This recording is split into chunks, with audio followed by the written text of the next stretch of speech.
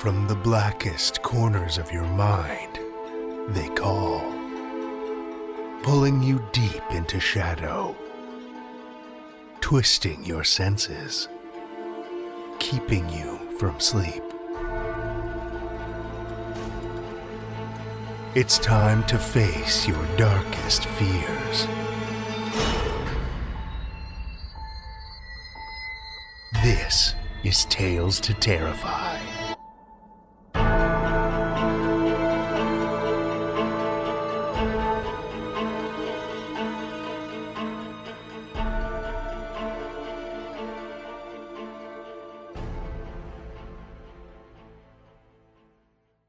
Good evening, children of the night, and welcome.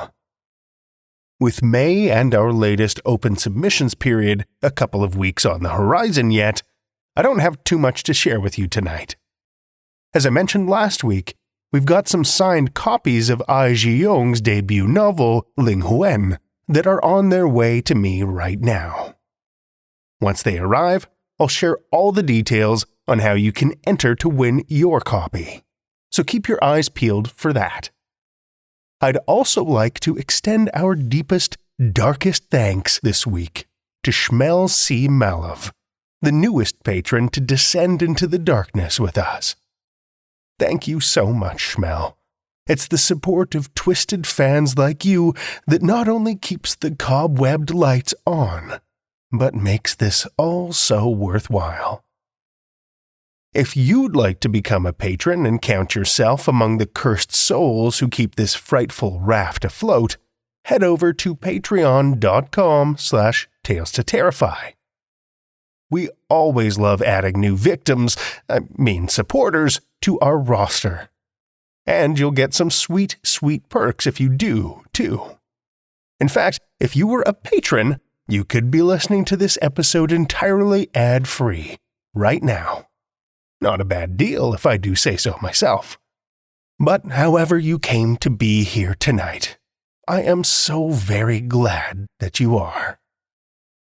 We have 3 tales to seep into your brain this week. So without further ado, let's dive in. Our first story for the evening comes from Jacob Stephen Mohr. Don't buy the hype. Jacob Stephen Mohr was not raised by wolves. Feral children are capable of many things, but weaving wild words into flesh and fantasy isn't one of them. Lucky us. If it were, we'd all be speaking wolf. Mohr's work has previously appeared in Nightmare Sky, Summer Bludgeon, and Night Terrors Volume 20. He lives in Columbus, Ohio. Children of the night, join me for Jacob Stephen Mohr's The Dear Darling Things, a Tales to Terrify original.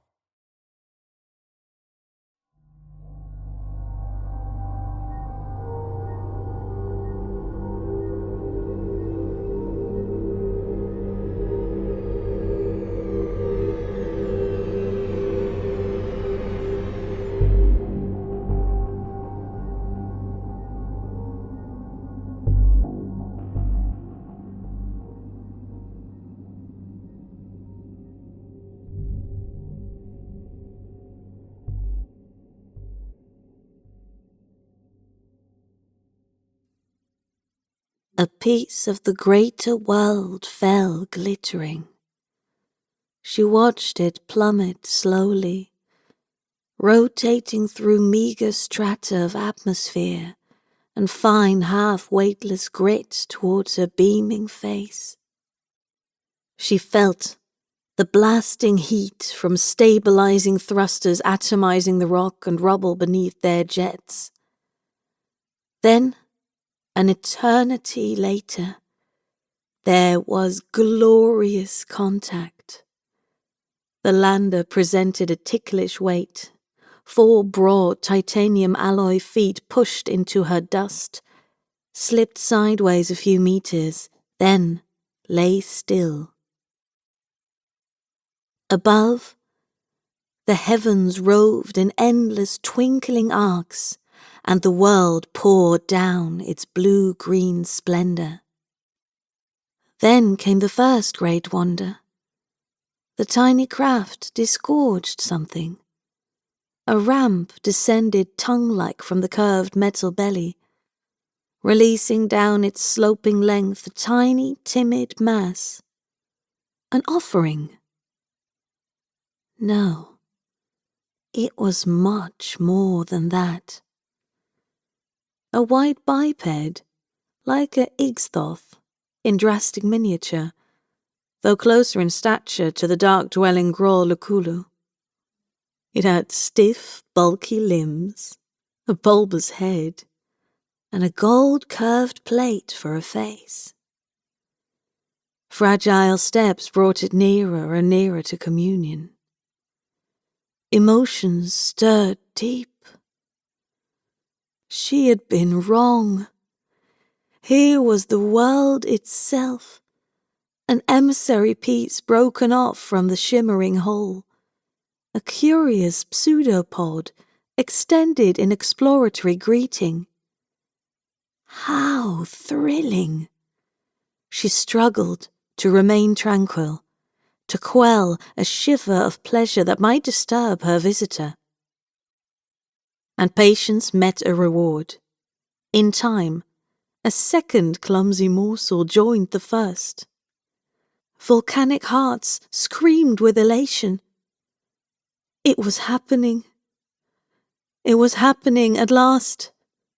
These teasing twin pressures bounded childlike with skidding steps, exploring her. She marvelled. She had not expected the world to be so young, so unsophisticated. But it was no matter. Contact was pleasure. Contact was bliss.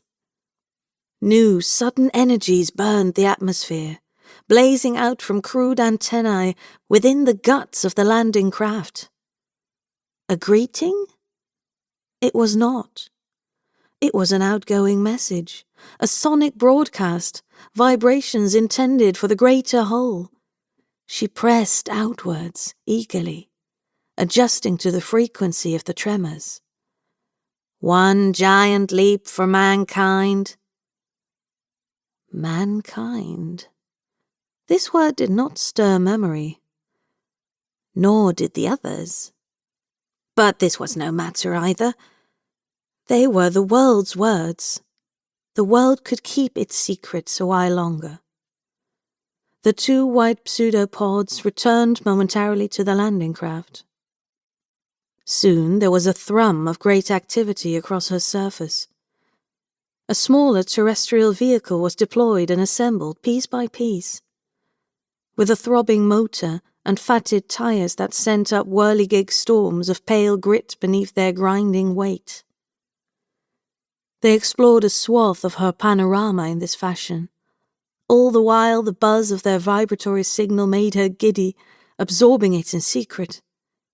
They accepted her gifts, samplings of crumbling secretions from her surface, though they did not appear to notice her invitations towards further exploration.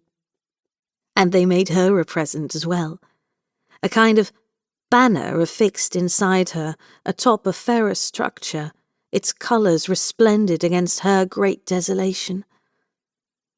She could hear, under the calm of their voices, the starfire burn of pleasure in their blood.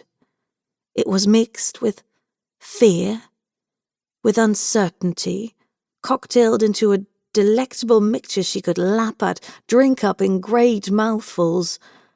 And all the while her third visitor circled in another still larger vessel, remaining in constant ecstatic communication with the two below. It was perfect. A moment flash-frozen as though it might extend forever, and surely it would. Surely bliss like this was fated to remain and remain and remain. But horror, aching dismay, heart-racking agony. A blur of chittering signals passed between her two pieces of world, and their surface-bound transport began to unassemble. These pieces were fed back into the lander, followed by the shambling bipeds. The ramp's tongue slid back between its jaws and disappeared. They'd left their gift sticking resolutely into her, the banner unfurled but hanging motionless. They were going to leave her. Yes, the vibrations began a solemn, rhythmic countdown, and the thrusters hummed. She felt their heat, taking no comfort from it now. How was this possible? How was this permitted? Did they not realize there was yet so much more of her? Were they so incurious, or merely heartless, indifferent to her pain? Did they not smell her heart-sickened pheromones, or the cosmic spatter of her tears? No, surely it could not be so. The world would not send itself across so great an expanse for such a communion, only to deny her this last feast of pleasure. It was not possible. And yet, what if they did depart her? What then? What could she do? In the past, the world's glamour had seemed quite near at times, but in her heart, she knew it was not truly so, and she could only expand herself so far, come so close. The greater world above her had deftly ignored her invitations, demurred from her flirtations and summons for so very long. Who could reckon when she might receive an answer like this again?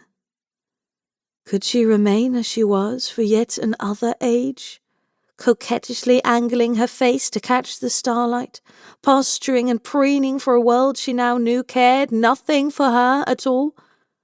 No, she would not do it, and the decision once made was easily acted upon.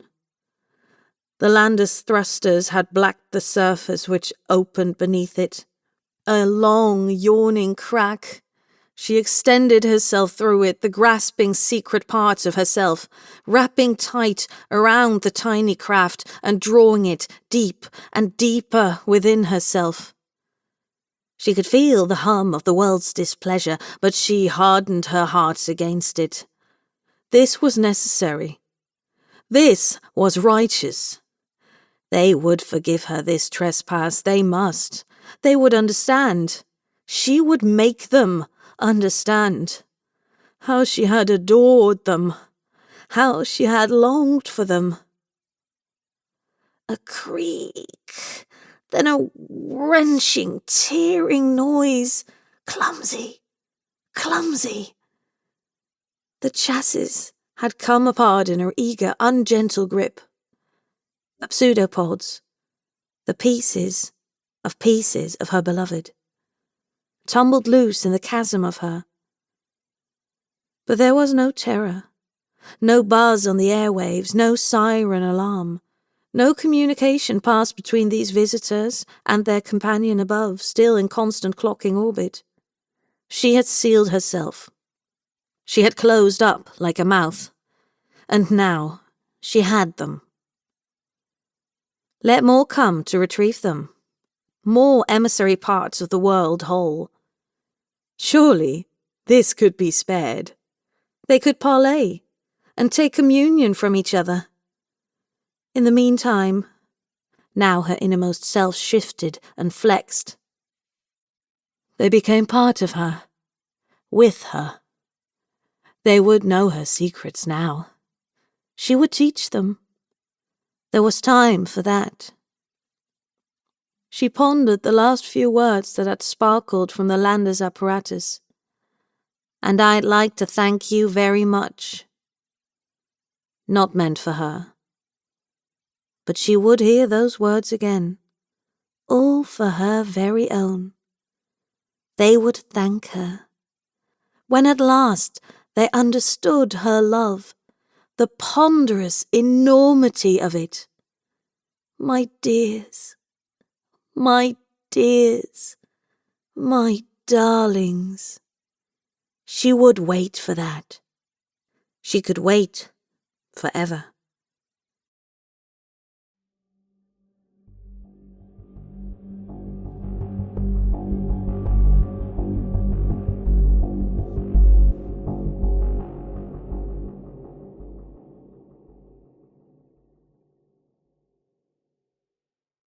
That was Jacob Stephen Mohr's The Dear Darling Things, as read by Alexandra Elroy. Alexandra is a bilingual voice actress and writer who lurks by the shallow polders of the Netherlands, waiting for her next bout of inspiration. She loves everything to do with stories, especially creative and playful horror. Her favorite voices to do are witches, goblins, and crazy computers. Things she brags about are her children, her stories, her Japanese BA, and her podcast on UK culture, One Cup of Perfect Tea.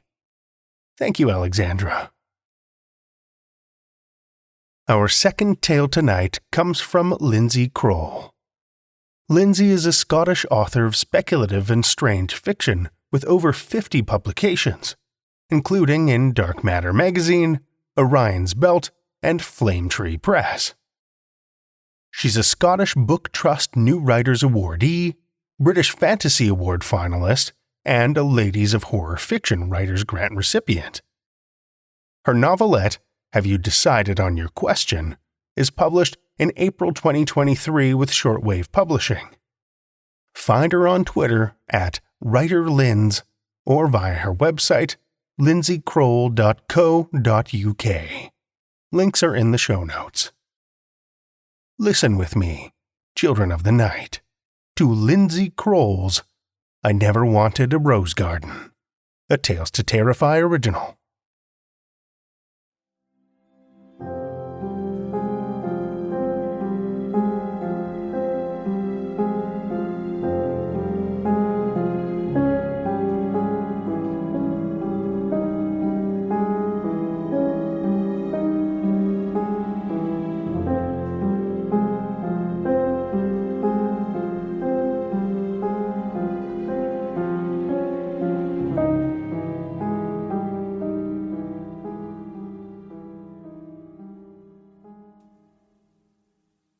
Last night wasn't an accident.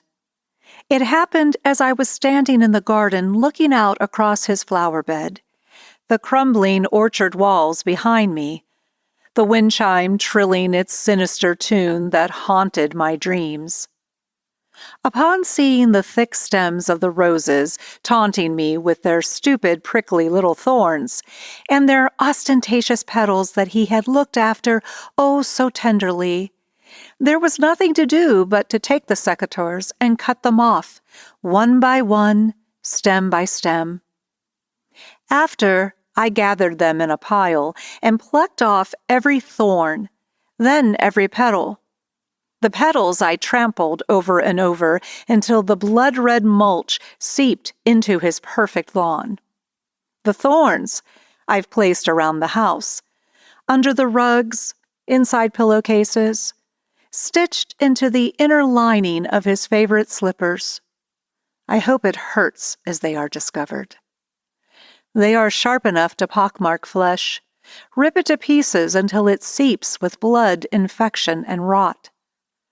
It would be enough to drive one to madness, tiptoeing around the house, fearful of where the next thorn might be, never certain whether or not there are still more left to be found. It doesn't feel very nice, does it? Being betrayed in such a way by the very thing you love more than anything else. And he loved those roses. Sometimes I thought he loved them more than me. I always hated them, ever since we moved here. Since he took me to this empty place with its decaying walls and stairs torn apart by woodworm and rot, and a chill that could never be chased away, no matter how much I tried with thick, heavy curtains to keep the outside contained. The cold still crept in through the gaps in the windows and walls, while draughts blew up from the damaged floorboards. He never had time for the house, to make it better, to make it a place we could live together as a family, or maybe one day more than just he and I.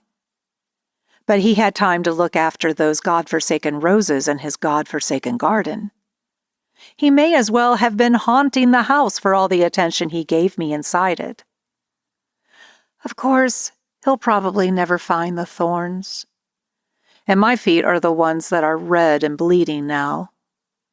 Still, I am angry with him. I am angry that he left me all alone here in this rotting house with only his beloved roses as company. And now I have destroyed those too. It's only that every time I looked out one of our rattling windows and saw their extravagant bloom in the bright sunlight, I thought of him.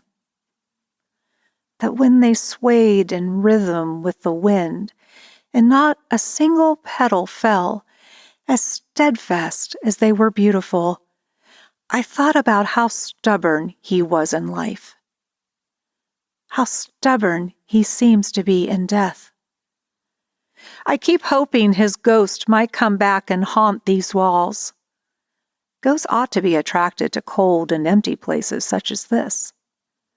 I want him to see what I have done to the garden, then find the thorns beneath his spectral feet. Can ghosts bleed?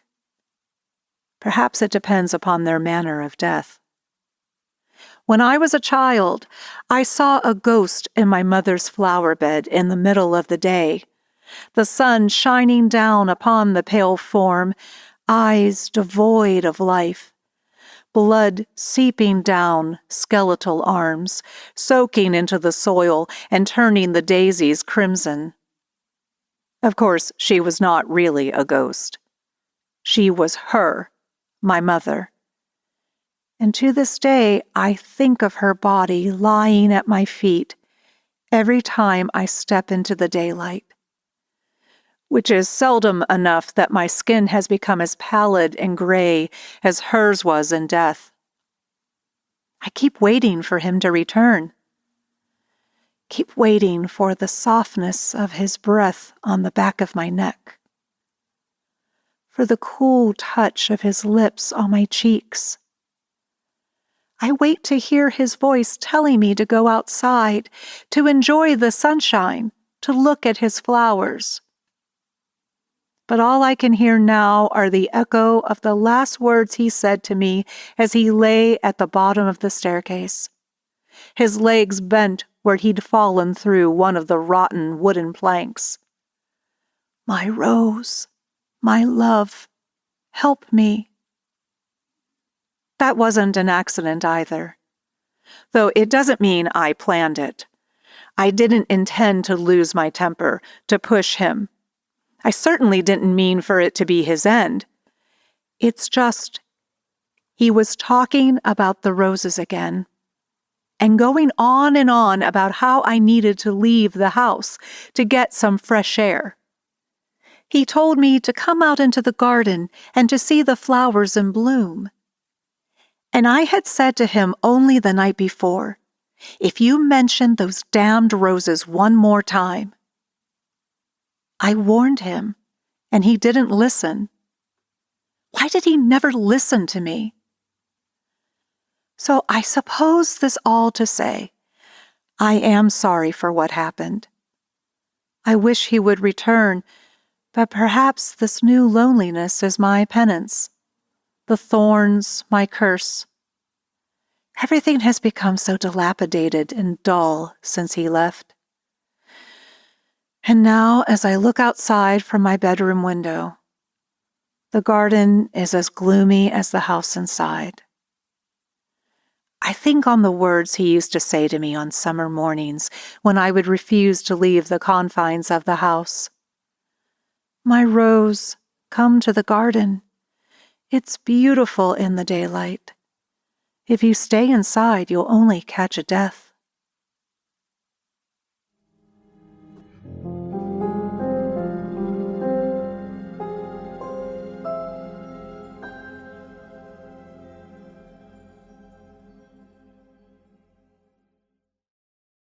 That was Lyndsey Croal's I Never Wanted a Rose Garden, as read by S.L. Albert.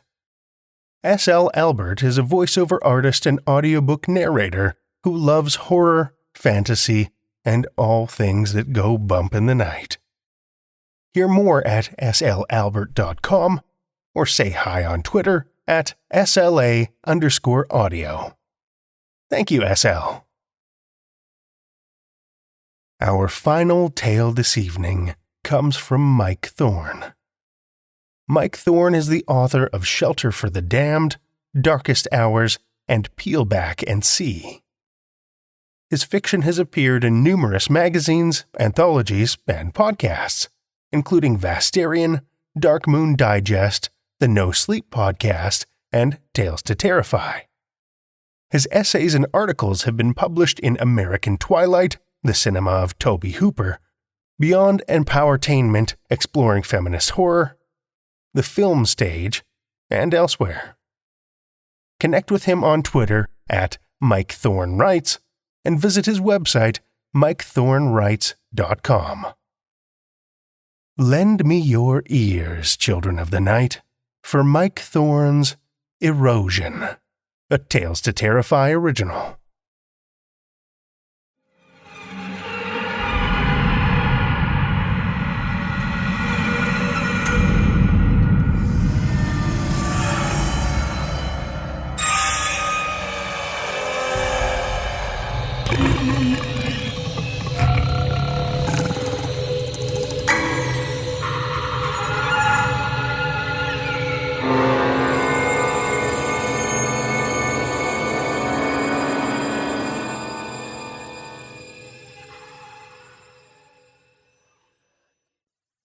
When did you download the app?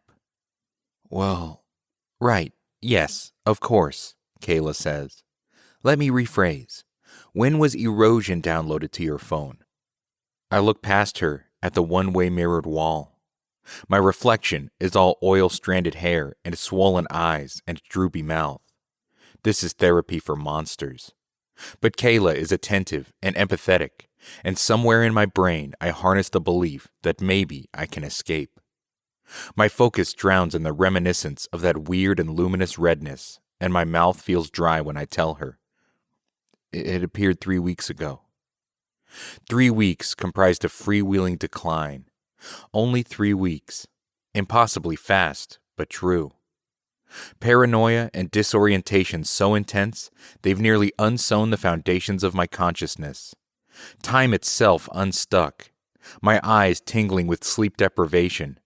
Too many shifts missed. My manager calling to say, "Sorry, William, real sorry, but we can't keep you." My girlfriend admitting that although she wants to be there for me, this is a lot. Let's just take a break. And my apartment is a mess. There's some money in my savings account, but not much. I've taken up drinking again. Whiskey and beer and far too much coffee, caffeine pills, Adderall when I can get it, melatonin and benzos to level it out. All the while the erosion vortex drawing me into something that cannot be rightfully described as a surface. Kayla uses her pen to point at the purple sore on my left inner forearm. She gives me her soft counselor tone when she asks, "And when did the marks start showing up?" Hard to say. I wince and slouch. My guts clench. Erosion's somatic effect is a shifting continuum of pain. Things start to get hazy after the first day or two. That's not uncommon for erosion users. Kayla uncrosses and crosses her legs. Rather, erosion victims. This is not your fault, William. You didn't choose to have this happen. Even compared to other addictive substances or behaviors, erosion seems to have a remarkable hold on its users, victims, dorsolateral prefrontal and orbital frontal cortexes. I've stopped reading. I've stopped writing. I no longer see my family and friends. I've lost my perfectly agreeable communications job, which afforded me the financial stability to continue working on the novel, a shapeless and permanently unfinished jumble. When my manager called to fire me, I asked if this was legal, to let someone go on grounds of what ultimately amounted to struggles with addiction, and he reminded me that I was a contract employee on probation, saying everything in such an amicable tone that the brutality didn't set in until hours later.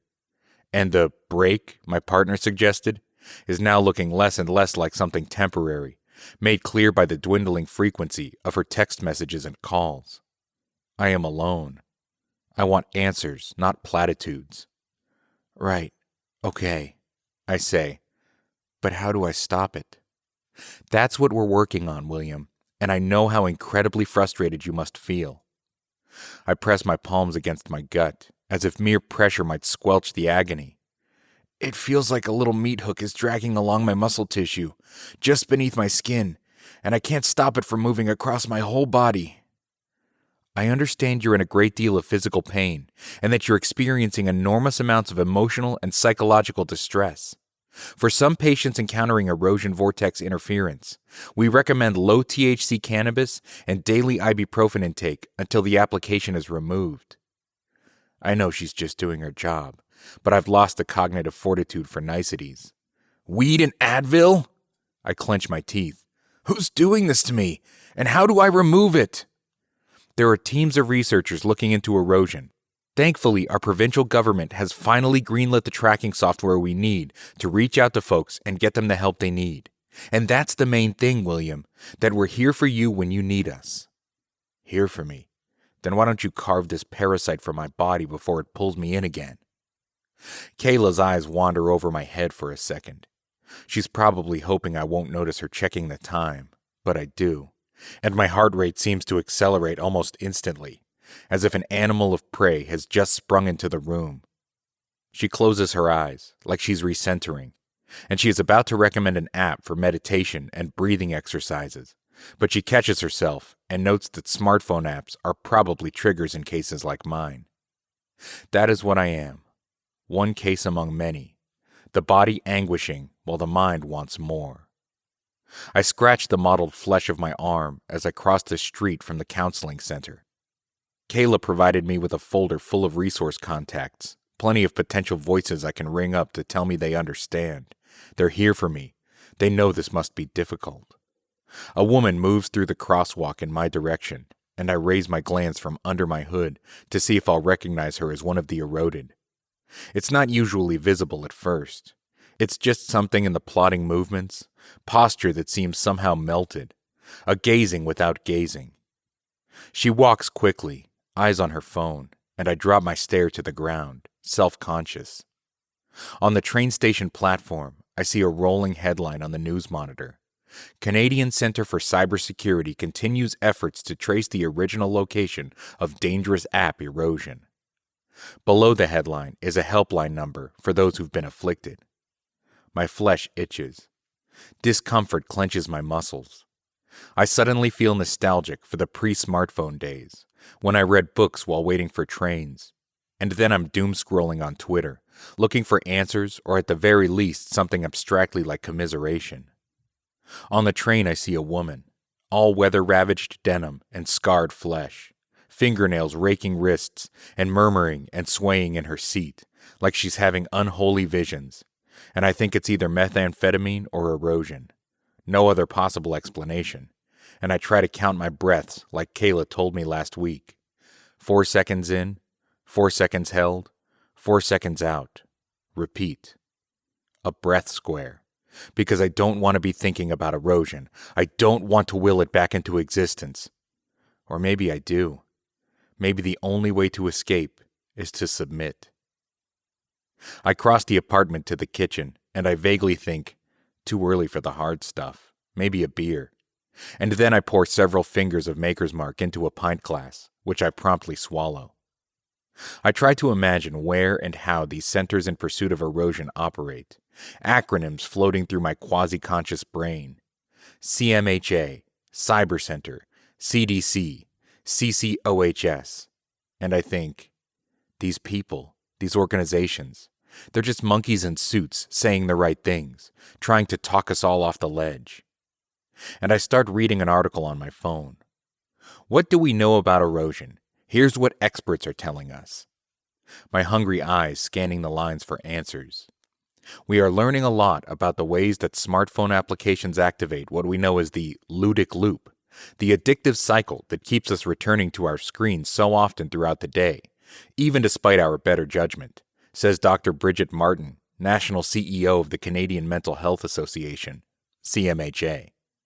Erosion lacks two of the typical characteristics we see in habit-forming applications, fast feedback and random reward, but it preys powerfully on its user's solitude.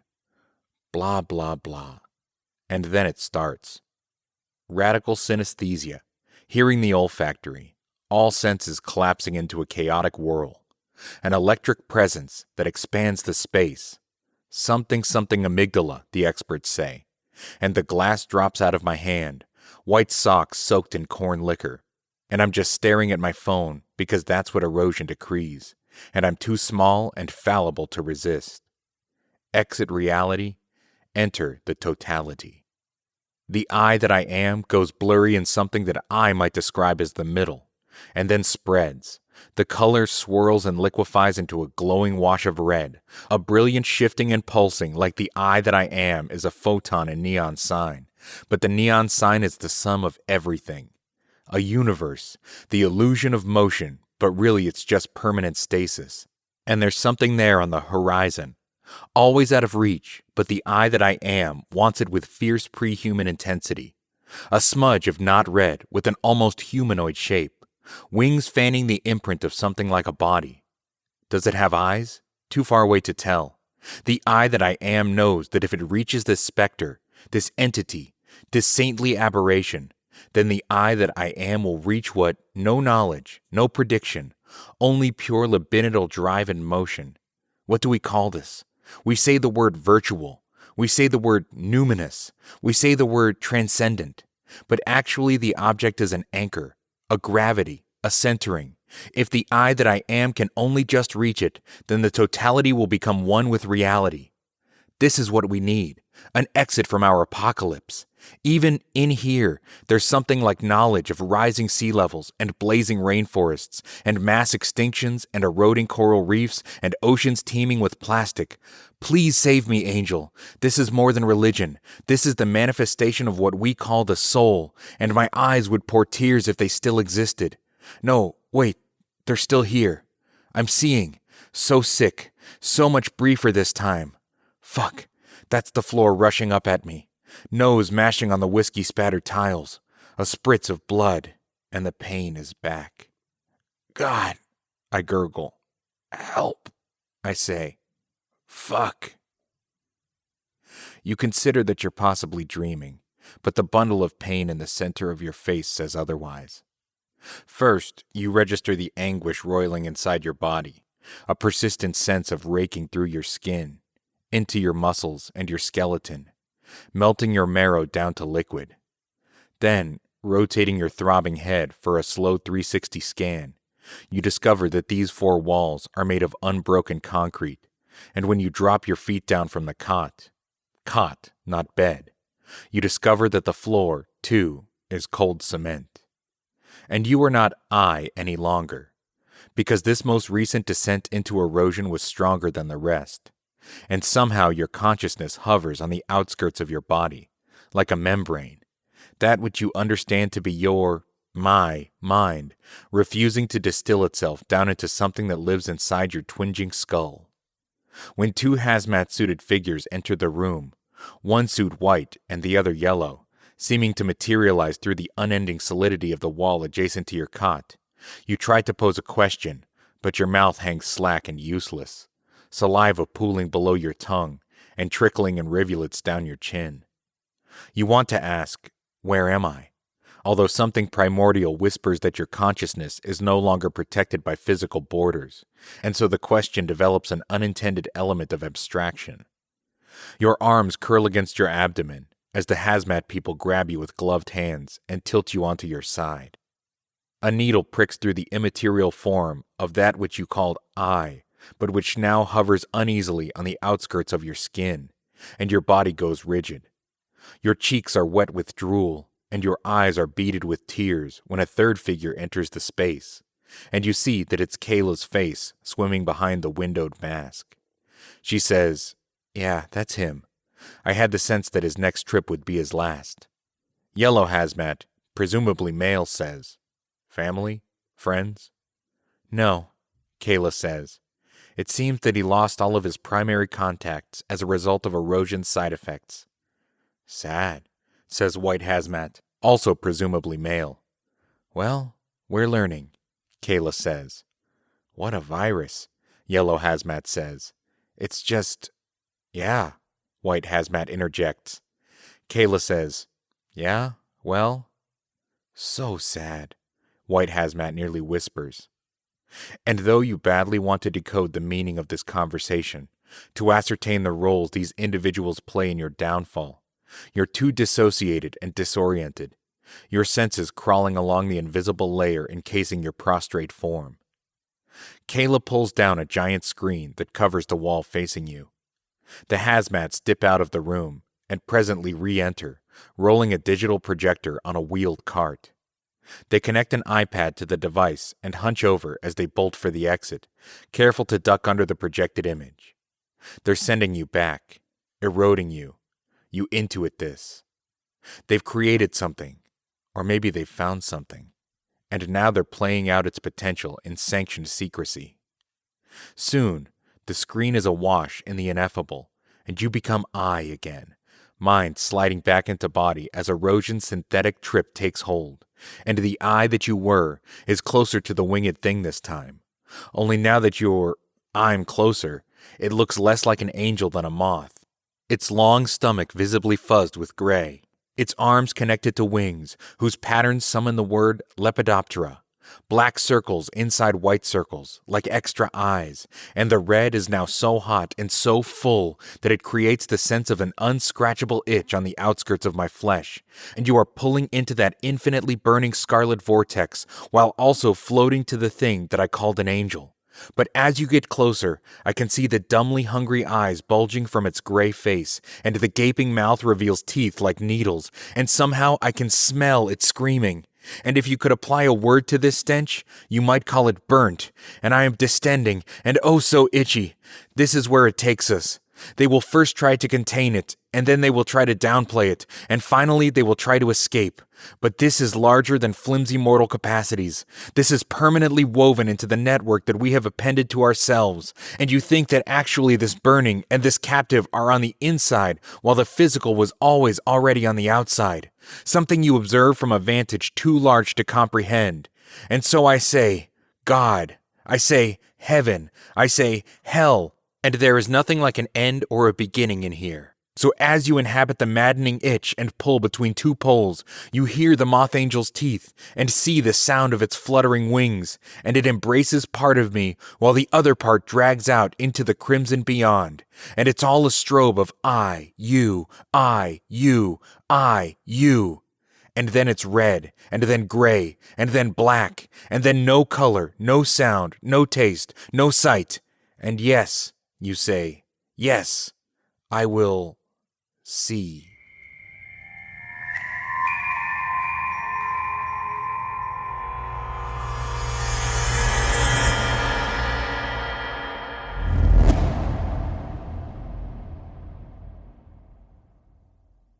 That was Mike Thorn's Erosion, as read by Jesse Holt.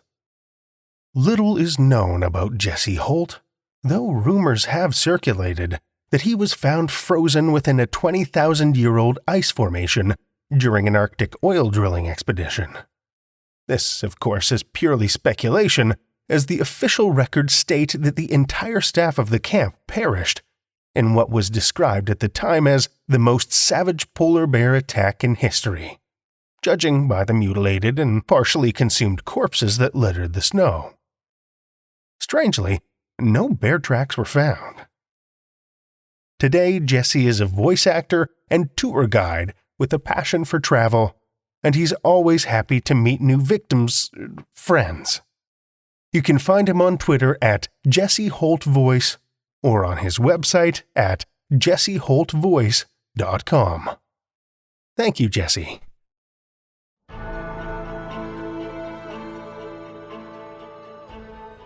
Well, children of the night, the hour is late, and we've run out of tales to tell. For now. Tales to Terrify is made possible by the tremendous generosity of our supporters on Patreon and PayPal. Incredible fans like Amanda Carrillo, Amanda Gottfried, Kathy Robinson, Lestle Baxter, Orion D, Hegre, and Paul Belcher, whose generous support helps keep the lights on and flickering ominously. Not a supporter already? Head over to patreon.com/Tales to Terrify, where you'll find all kinds of perks like ad-free episodes, bonus content, and one-of-a-kind collectibles and merch packs. Every dollar goes back into this show to make it as horrific as possible, and we appreciate it so much. Want another way to support the show that doesn't cost a cent? Head over to Stitcher, Podchaser, or Apple Podcasts and leave us a 5-star review. You'll not only put an unnaturally wide smile on our faces, but help new listeners discover our terrifying tales too. Why not share your love of the show out in the world with some Tales to Terrify merch? TalesToTerrify.com/merch will take you to our TeePublic store, where we've got a great collection of creepy custom and curated designs that's always growing. Tales to Terrify is produced by Seth Williams, Meredith Morgenstern, Andrew Gibson, and myself, Drew Sebastini, with original theme by Nebulous Entertainment.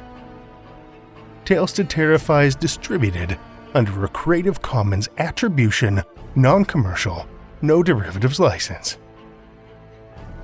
Join us again next week as we cut the frayed strands of your sanity with more Tales to Terrify.